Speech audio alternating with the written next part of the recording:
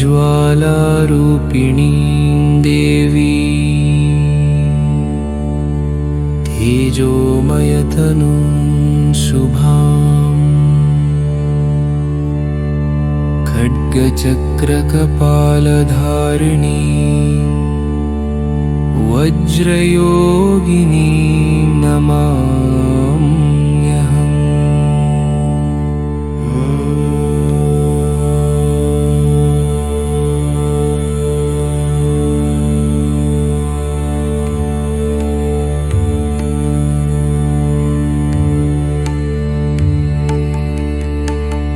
रक्तवर्णां त्रिनेत्रां च दिगम्बरां महेश्वरीं श्मशानवासिनीं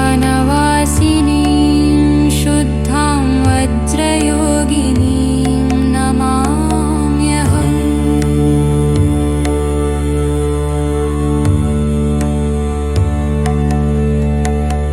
नारोपाद्यः कृतध्याना सिद्धिदायिनीं परां तन्त्रयोगप्रियां देवीं वज्रयोगिनीं नमाम्यहम्।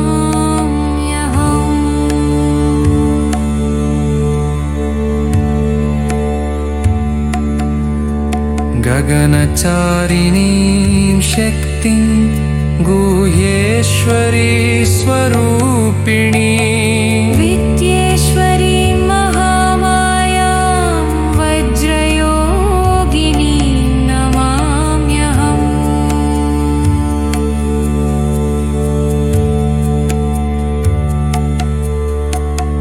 मुक्ष्णमुक्तिदायिनी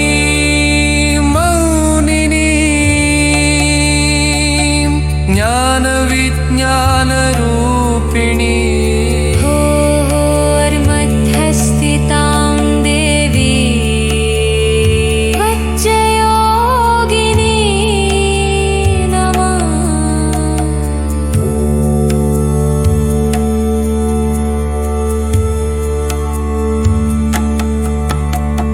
ह्रीं श्रीं क्लीं बीजमन्त्रैः आवाहितां तपोमया योगिनी गणसंयुक्तां वज्रयोगिनीं नमाम्यहम्।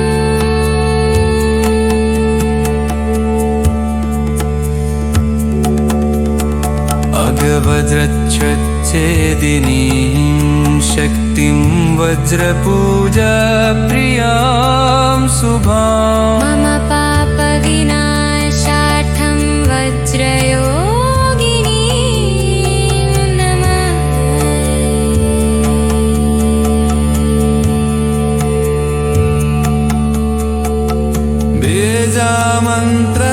बीजामन्त्रसान्वितां सार्लु जपिञ्चवच्चु झरोगिनी मन्त्रम् प्रधानमन्त्र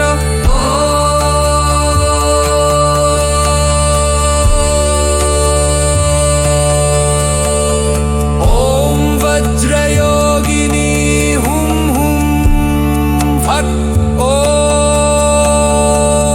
वज्रयोगिनी हुं हुं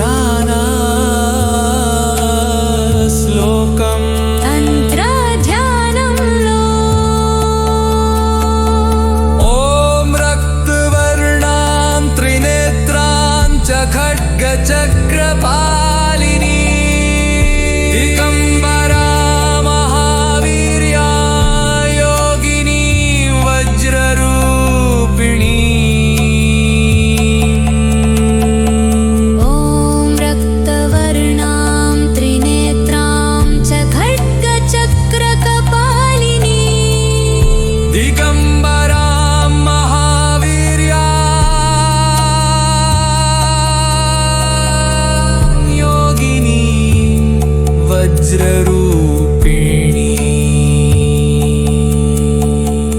అమ్మవారి రూపాన్ని ధ్యానించేందుకు ఉపయోగించే శ్లోకం ఇది రక్తవర్ణం త్రినేత్రం ఖడ్గం మరియు దిగంబరత్వం వంటి లక్షణాలను వివరిస్తుంది. సారవ బీజ మంత్రం తంత్ర సాధనలో శ్రీ క్లీం వజ్రయోగిన్యై నమః హ్రీం శ్రీం క్లీం వజ్రయోగిన్యై నమః.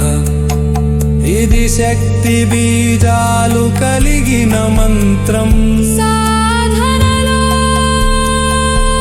శక్తిని ఆహ్వానించేందుకు ఉపయోగిస్తారు.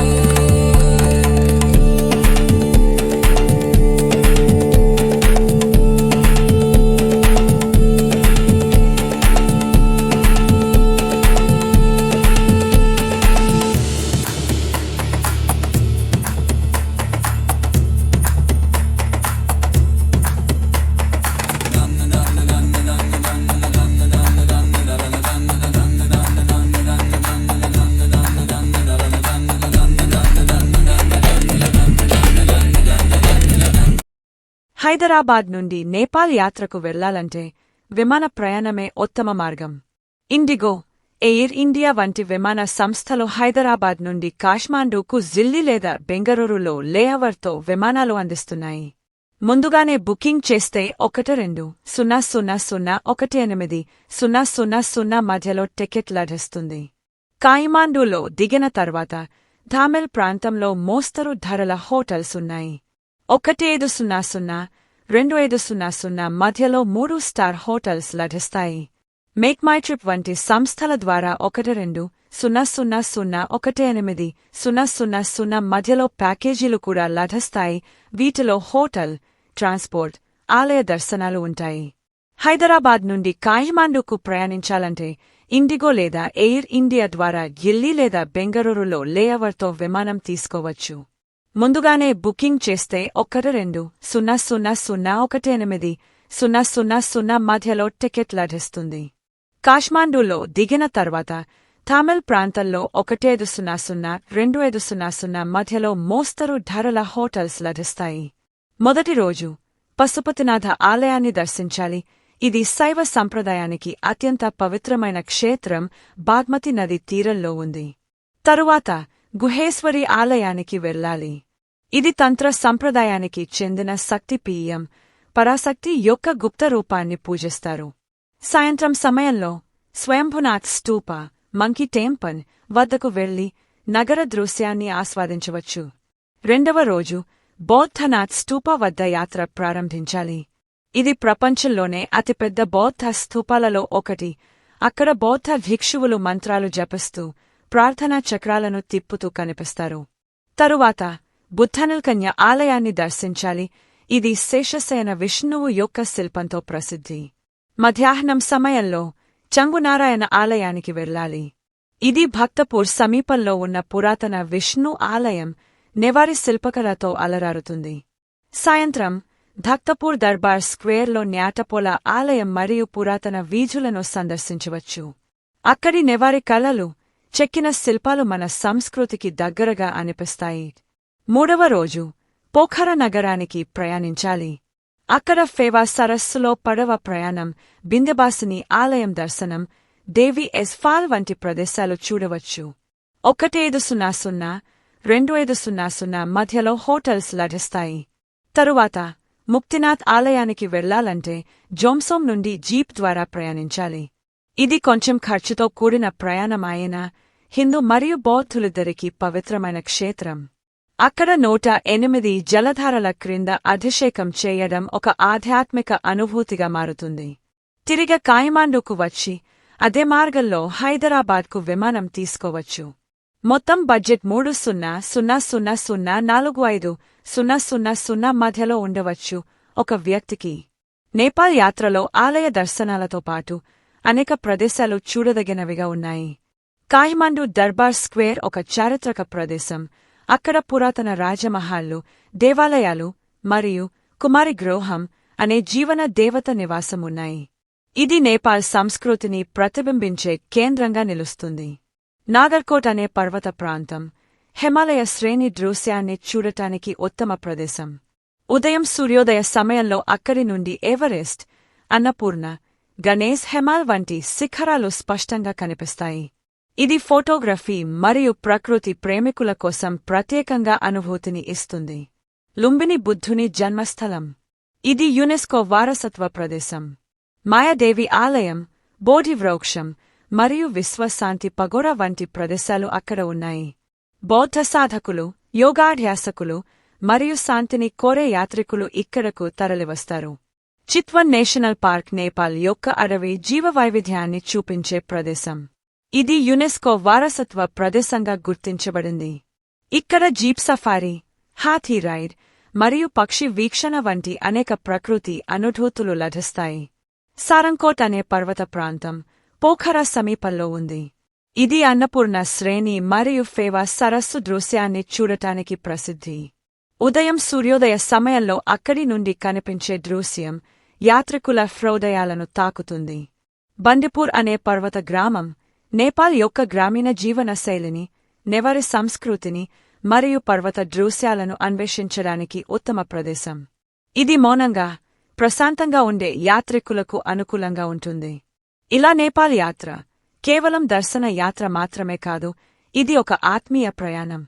వజ్రయోగిని ఆలయాలు, బౌద్ధ స్తూపాలు, హిందూ దేవాలయాలు మరియు ప్రకృతి సౌందర్యం, all these together create a sacred atmosphere that nurtures both శరీర విశ్రాంతి మరియు ఆత్మిక వికాసం.